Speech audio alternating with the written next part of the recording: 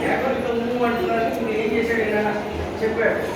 ఈ భారతదేశంలో ఈ మేకల నేను చెప్పిన ఈ 4 మాటలు తీసుకెళ్ళి ఫస్ట్ కాశీకి, కాశీలో విశ్వనాథుని దర్శనం, ఆ తర్వాత ఇంకో గుడికి వెళ్ళి అక్కడ ఆయన ఇంకో గుడికి వెళ్ళి అక్కడ ఇది ఉంటుంది, ఆ ఊళ్ళో ఇది ఉంటుంది, ఈ ఊళ్ళో ఇది ఉంటుంది, మొత్తం మన భారతదేశాన్ని మొత్తాన్ని వర్ణించాడు వేద సందేశం. కాబట్టి అటువంటి కవులు మనకి ఎప్పుడో ఉన్నారు. వాళ్ళందరూ చేసినది శ్లోకాలే రాసింది. ఆ శ్లోకాల్లో మనకి ఏం చేసింది, దేవుడు ఎక్కడ ఉంది, దేవుళ్ళలో ఏమి ఉన్నాయి అన్నీ తెలుసుకోగలిగాం. అటువంటి మీలో కూడా ఎవరో ఒకళ్ళు కాళిదాసు వాళ్ళు ఎక్కారు. ఈ శ్లోక సాహిత్యం అనేది పుట్టికి పురాణాలు కాదు. అట్లాగే దైవం అంటున్నారు. అసలు దేవుడు ఏంటి, దేవుడు ఏంటి, ఎక్కడున్నాడు, దేవుడు ఎక్కడ లేడు, ఇక్కడే ఉన్నాడు.